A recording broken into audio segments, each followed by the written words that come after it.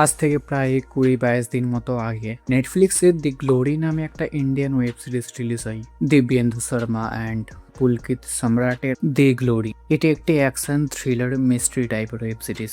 তো আমি finally web সিরিজটি দেখে ফেলেছি।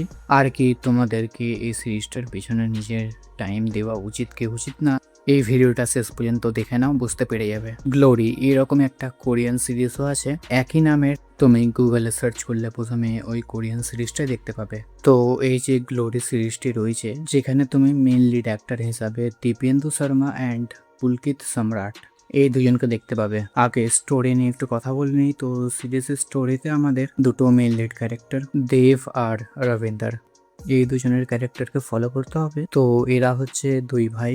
এদের ফ্যামিলিতে পাস্টে কিছু ইনসিডেন্ট হয়েছিল, যেই কারণে এরা দুইজন নিজের ফ্যামিলি থেকে সেপারেট থাকে। আর এদের একটা বোন রয়েছে যে তার বাবার সাথে গ্রামে থাকে। দেন এদের বোনের মার্ডার হয়ে যায়। তো এরা শহর থেকে আবার গ্রামে আসে, যে বা যারা ওদের বোনকে মেরেছে তাদের কাছ থেকে বদলা নেওয়ার জন্য। তোমাদের মধ্যে যাদেরকে বক্সিং, ফাইট, অ্যাকশন এরকম মুভি বা সিরিজ দেখতে ভালো লাগে, তারা ভাই ডেফিনেটলি এই সিরিজটাকে একবার অবশ্যই দেখিও।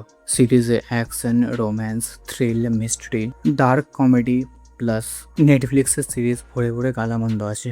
আর ভাই সিরিজের শেষে যে একটা টুইস্ট দেওয়া হয়েছে, তুমি সিরিজটাকে দেখলে বুঝতে পারবে সে কোন পয়েন্টে এর সিজন 1 এন্ড হয়েছে। প্রথমে 2-3টা এপিসোড সিরিজ অনেকটা স্বাভাবিকভাবেই রান হতে থাকে। কয়েকজন বেসিক গ্যাংস্টার ক্যারেক্টারকে ধরিয়ে দেয়, যাদেরকে দেখে মনে হবে যে হ্যাঁ হয়তো এরাই মার্ডার করতে পারে। তারপর যে ধীরে ধীরে সিরিজ একটা টার্ন নিতে শুরু করে।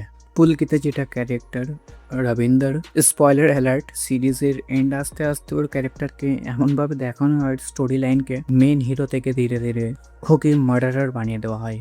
আর এই ক্যারেক্টারটা যে সিরিজে আমাদের দুটো মেন লিডের বাবা রোল প্লে করেছেন, প্রথমের দিকে বুঝতে পারবে না, কিন্তু সিরিজের এন্ডে এই ক্যারেক্টারটাকে এতটা ইম্পর্টেন্ট বানিয়ে দেওয়া হয়েছে যে এই সিরিজের সিজন 2 এই ক্যারেক্টারের জন্যই হতে চলেছে।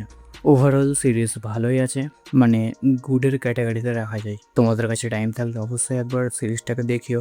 যারা দেখে নিয়েছো কমেন্ট অবশ্যই জানাও কি তোমাদের কেমন লেগেছে। আর এরকম ভিডিও আরও দেখার জন্য ডু সাবস্ক্রাইব।